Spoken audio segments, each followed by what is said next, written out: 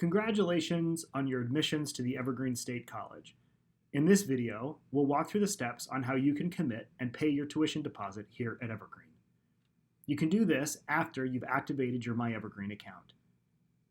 After you've done that, you're going to get back into my.evergreen by going to evergreen.edu, clicking on greener links up in the right-hand corner, and selecting my.evergreen.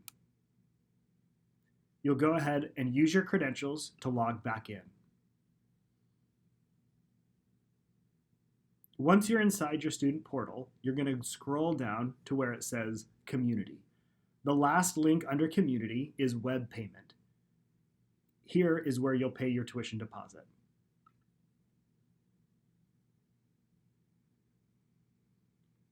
There are a couple of ways that you can get there. On this home screen, you can go to Available Items and select Tuition Deposit.